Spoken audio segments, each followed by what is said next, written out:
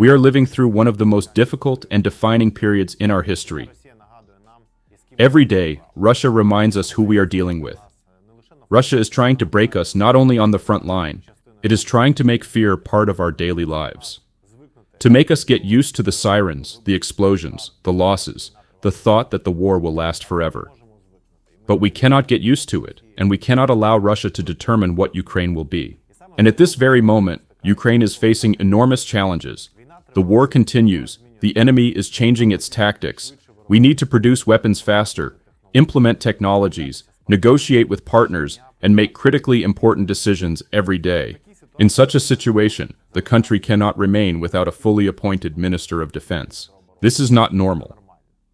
For Ukraine, which is fighting for its very existence every day, defense policy cannot remain in a state of temporariness.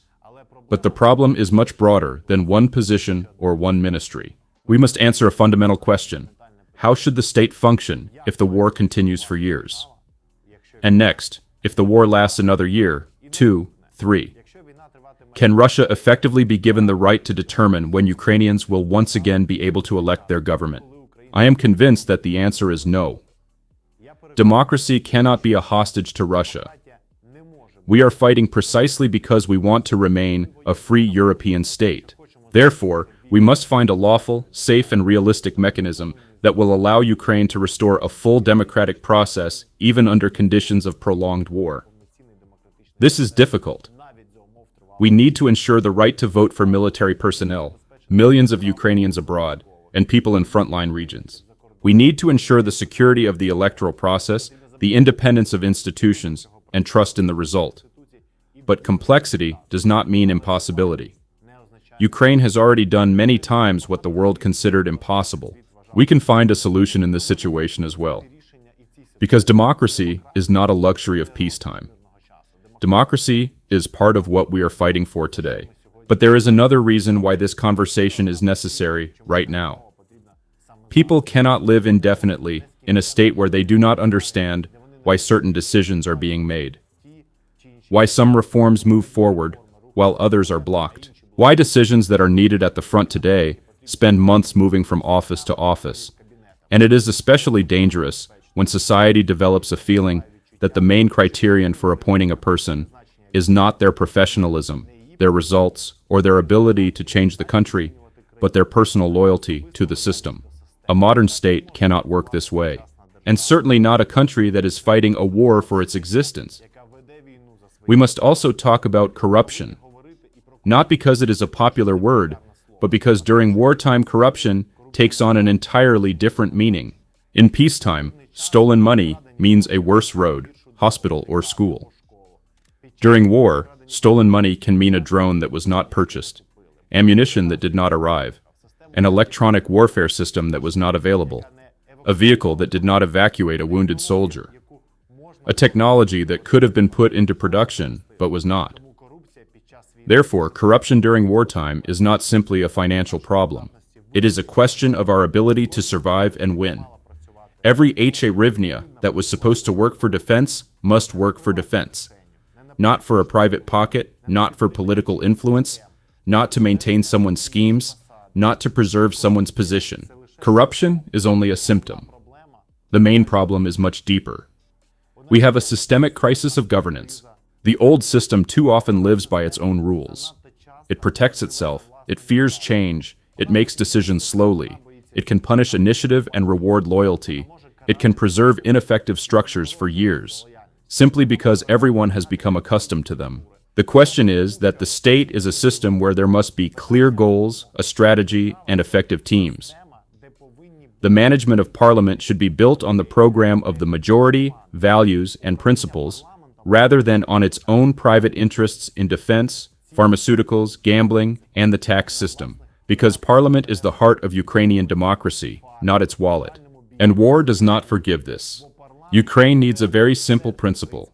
Power must mean responsibility. If you have been given authority, be responsible for the result. If you have been given a budget, show what was accomplished. If you have been given a position, explain what results you achieved. People can endure extraordinarily difficult times. Ukrainians have already proved this. But there is one thing that is very difficult to endure indefinitely: the feeling of injustice. When a person at the front risks their life while someone else steals during the war. When a business pays taxes and faces the arbitrariness of law enforcement agencies.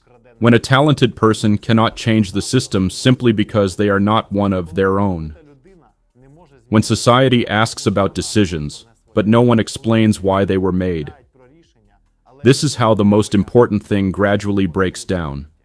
Trust between the citizen and the state. And this trust must be restored. But there is one more thing we must talk about. Hope. Hope that tomorrow will be better. Hope that this country is changing. Hope that after all our sacrifices, we will not return to the same system that we have spent years trying to leave behind. We are certainly not fighting for a country without hope. We are fighting for a state where a person feels that their voice matters. Ukrainians have always given their government an enormous credit of trust, especially during war. Millions of people have agreed to incredible restrictions, hardships, and sacrifices because they understood that the country had to survive. And that is an enormous responsibility for any government. A credit of trust is not the right to do everything without explanation. It is an obligation to be even more honest with society. This is where a simple principle of a new social contract must exist. The citizen trusts the state speaks honestly with the citizen fulfills their duty, the state fulfills its duty. A person protects the country protects the person. People do not demand that the state never make mistakes. They understand how difficult this war is. They understand that sometimes there are no perfect solutions. But they have the right to the truth. This is how trust is restored. And together with trust comes hope.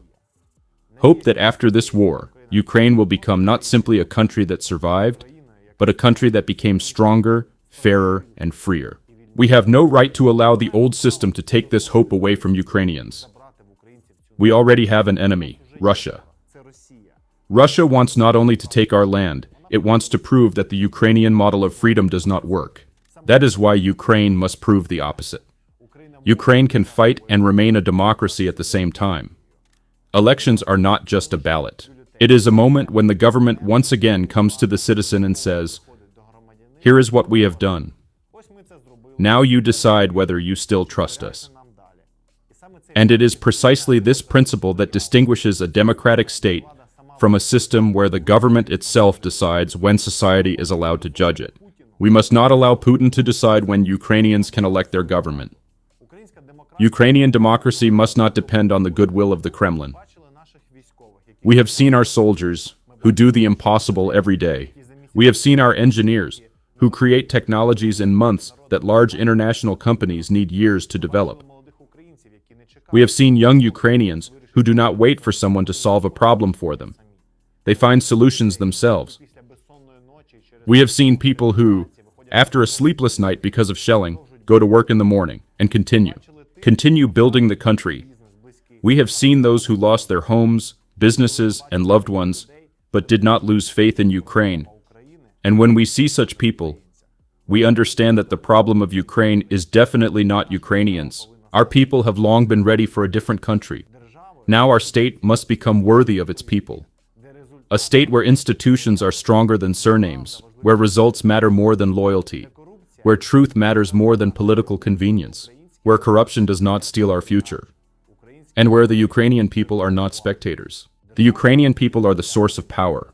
The state exists for the citizen. Institutions exist for results. The army exists to protect the country. And the government exists to serve Ukraine, never itself. This is the Ukraine we must build.